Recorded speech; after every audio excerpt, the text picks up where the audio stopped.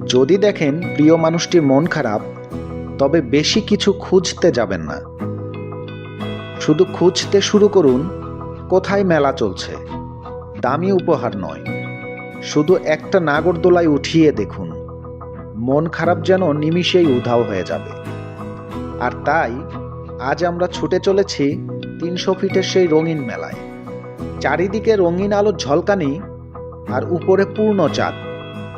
চাঁদের আলোয় ঝিমিয়ে থাকা পরিবেশটাও আজ আরো বেশি আলোকময় লাগছে।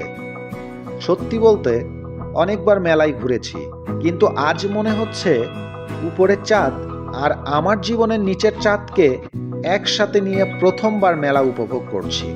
এই মুগ্ধতা আর রোমাঞ্চ ভাষায় প্রকাশ করা কঠিন।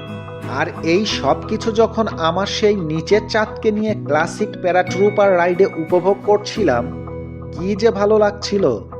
রাইডের সামনে ঠিক আমার বক্সের বিপরীতে যখন সে বসেছিল আর আমি তার দিকে তাকিয়ে ছবি ও ভিডিও তুলছিলাম, তখন মনে হলো এই মুহূর্তগুলো ক্যামেরায় নয়, হৃদয়ে ফ্রেমে বাঁধিয়ে রাখি।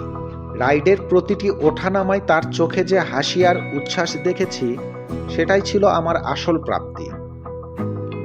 আর আমাদের ছোট সদস্য, সে তো মেলার সবচেয়ে বড় আনন্দ। আমার ছেলে এখনই নাম্বার 1 শুটার। তার হাসিই বুঝিয়ে দেয় এই আনন্দ কতটা খাঁটি। আসলে মেলা শুধু একটি বিনোদন নয়, বিশেষ করে বাঙালি মেয়েদের আবেগ। এক টুকরো নাগরদোলা, একরাশ চুড়ি আর একটি আনন্দময় সন্ধ্যার মধ্যে লুকিয়ে থাকে তাদের না বলা কত চাহিদা।